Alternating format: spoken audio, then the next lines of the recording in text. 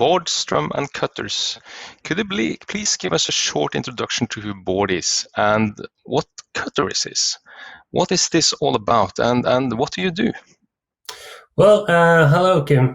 Great to be here. My name is Bostrom. I'm 43 years old from Norway, and I'm the Chief Digital Officer in Cutters.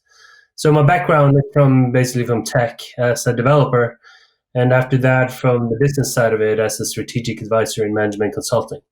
Now, I moved into the hairdresser industry, mainly because of Cutters, which is a 5-year-old fast scale-up company.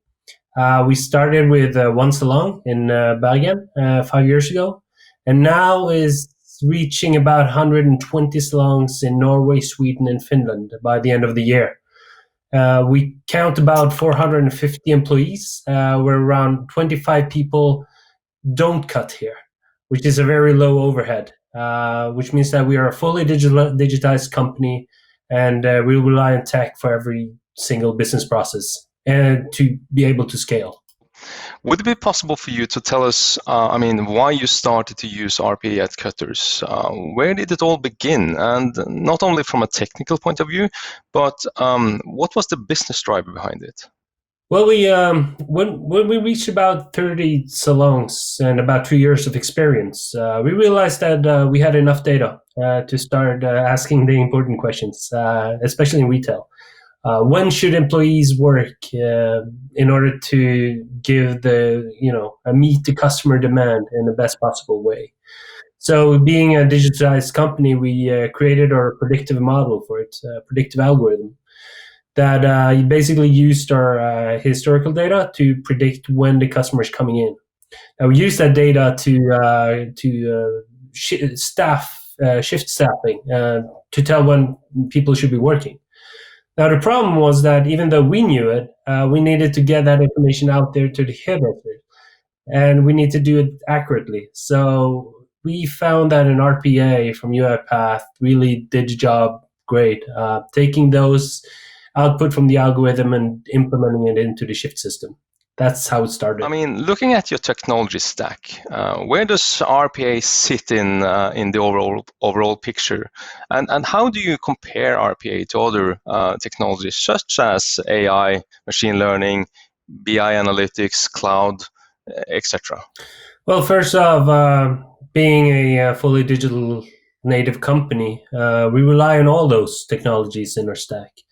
In addition, everything runs in the cloud too. So we use managed services, containerized services for maximum performance.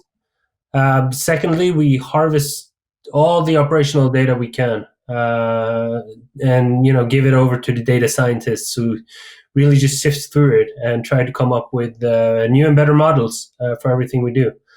And putting all that data and analytics from the machine learning, it all comes down to the question of how do you bring that data into life? How do you actually make that data actionable? Now that is where the RPA comes into play. So we created our own connectors from UiPath into our big data environment, direct access to machine learning models, and trying to use the RPA to really make that data actionable. For instance, alerting on deviances, catch individual dissatisfied customers down to the individual level, just sending them an email, that type of stuff. So, all the AI machine learning stuff in the world holds no value if you cannot put it into action, and that's what we see from the RPA. Cutters is obviously evolving all the time, also when it comes to technology. RPA and automation, what is the next step for that? And do you see a place for RPA at Cutters in the future? Yeah, it's a very interesting question. Since Cutters will keep growing, and we are the same thing can be said about the technology in the company. As I said, RPA for us is putting data into action. I would like to say that I'm really curious about the future of RPA in general, because we're moving away from this world of just web scraping and click here and click there and legacy systems bringing it together. For the future of the RPA, it's really about putting the automation into everything, not just web scraping, but using APIs, using machine learning models, putting the entire stack together, and hopefully, well, that's at least what we're betting on, is that RPA will be the key tool to automate all these different components and all this data together.